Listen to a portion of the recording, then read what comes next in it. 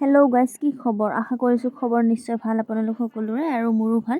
আজি আপোনালোকৰ বাবে মই এটি নতুন ভিডিঅ' লৈ আহিছোঁ আৰু নতুন ভিডিঅ'টিত আপোনালোকক সকলোকে স্বাগতম জনাইছোঁ মোৰ ইউটিউব চেনেলটোলৈ আৰু মোৰ দি কলিতা ফেচবুক পেজলৈ।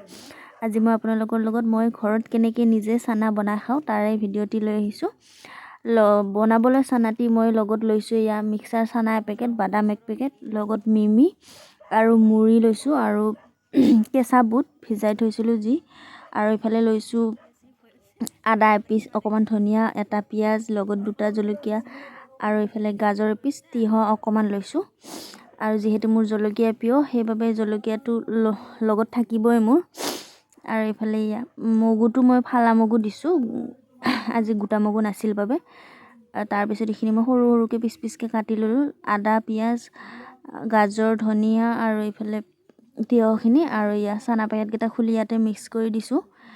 ইয়াতে এতিয়া লাহেকৈ মই গাজৰ, পিঁয়াজ আৰু ধনিয়াখিনি মিক্স কৰি দিম, লগত তিয়ঁহ আৰু গাজৰ সৰু সৰুকৈ কাটি লৈছোঁ, গোটেইখিনি মিক্স কৰি দিম। তাৰপিছত অকণমান মিঠাতেল দি দিছোঁ, আৰু চানাত মিঠাতেল দিলে মিঠাতেলৰ গন্ধটো বহুত ভাল লাগে। আৰু ইফালে অকণমান নিমখ দি দিছোঁ, নিমখখিনি গোটেইখিনি দি লৈ ভালদৰে মিক্সাৰ কৰি ল'ম।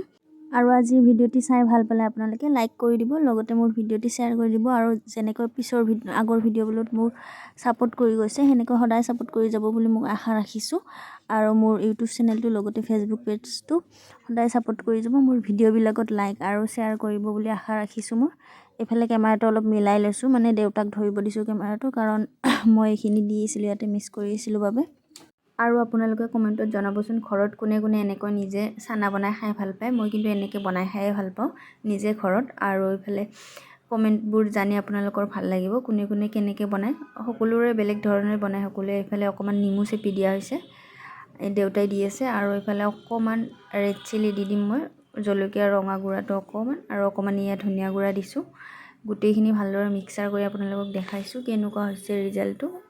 চাওক, দেখা পাই আপোনালোকৰ খাওঁ খাওঁ লাগিছেনে? আৰু আজিৰ এই মাছালা মিক্সাৰ চানা মোৰ ৰেডি হৈ গ'ল। আৰু দেউতাৰ বাবে অলপ ওলাই লৈছোঁ বেলেগকৈ, কাৰণ দেউতাই মিমি খাই বেয়া পায় গোন্ধটো। আৰু শেষত একদম মিমিখিনি দি দিছোঁ, দি একেবাৰে মিক্স কৰি লৈছোঁ।